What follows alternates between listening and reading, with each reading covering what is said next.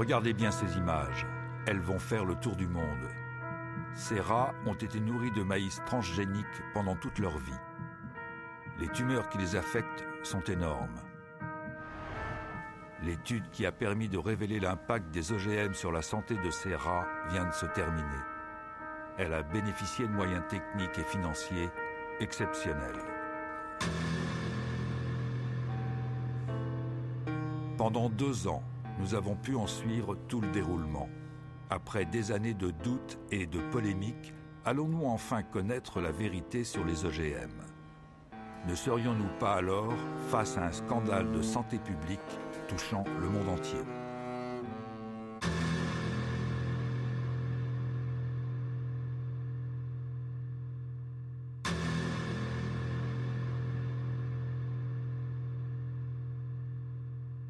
Donc c'est la plus longue et la plus détaillée des études à ce jour sur un OGM. Et aussi, nous avons fait une autre étude en même temps. C'est sur le principal pesticide du monde, le Roundup. C'est un herbicide, il fait partie de la principale catégorie des pesticides. Nous avons passé plus d'1 année à obtenir des maïs transgéniques, car aucun producteur d'OGM ne voulait facilement les donner, étant donné que Monsanto fait signer des accords pour que ces semences ne servent pas à la recherche, ou alors qu'il faut un accord avec eux pour le faire. Et nous voulions que l'étude soit indépendante. C'est la première fois que l'on fait des études sur 2 ans sur des OGM. Ça, c'est déjà la grande différence.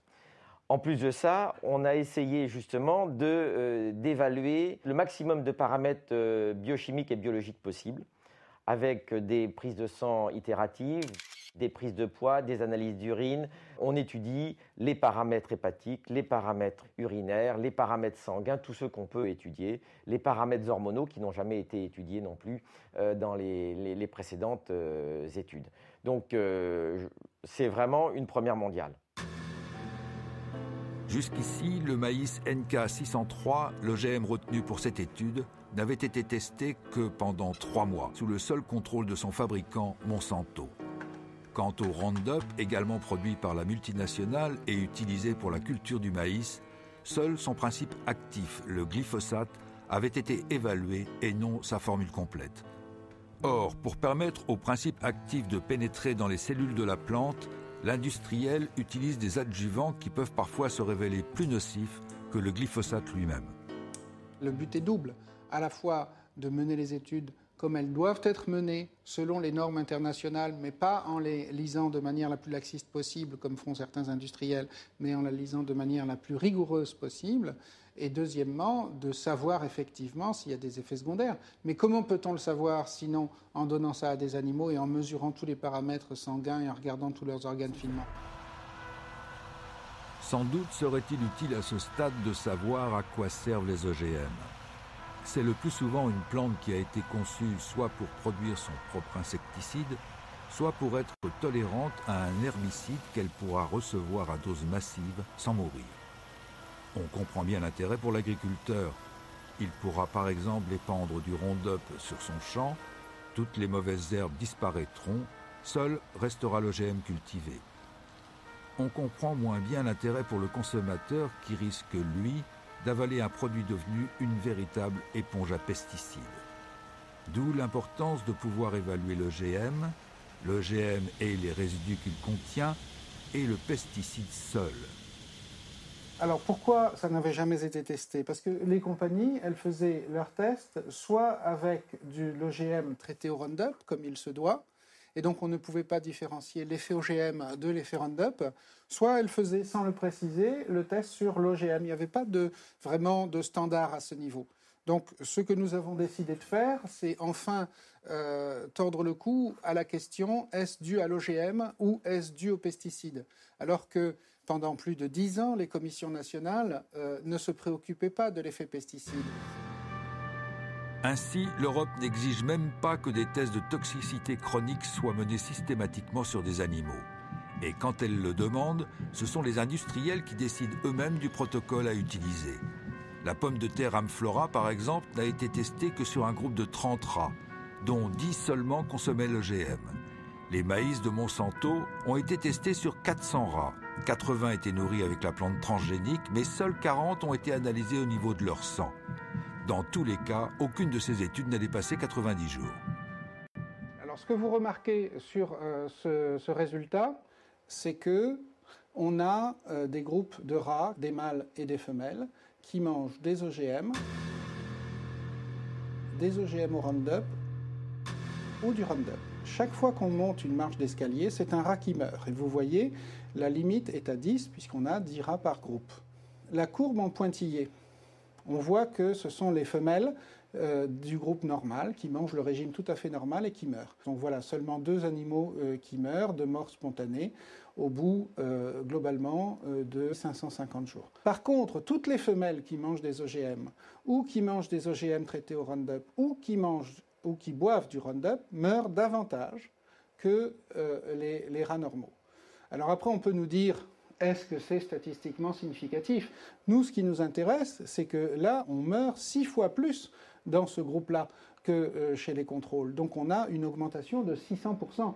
Il n'y a même plus besoin en biologie ou en médecine de statistiques à ce niveau. Un point important à soulever quand même pour la compréhension, c'est que vous savez que toutes les études faites sur des rats sont des études faites sur 3 mois.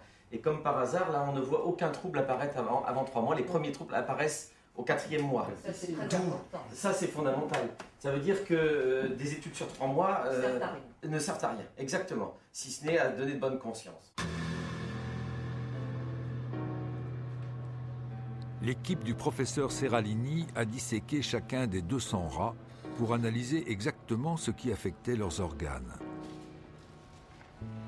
Le but, tenter de comprendre comment chacun des 3 régimes, OGM, OGM et Roundup seul, pouvait agir sur le métabolisme des animaux, particulièrement en ce qui concerne l'apparition de tumeurs qui, sans surprise, ne se développent seulement qu'après le 3e mois.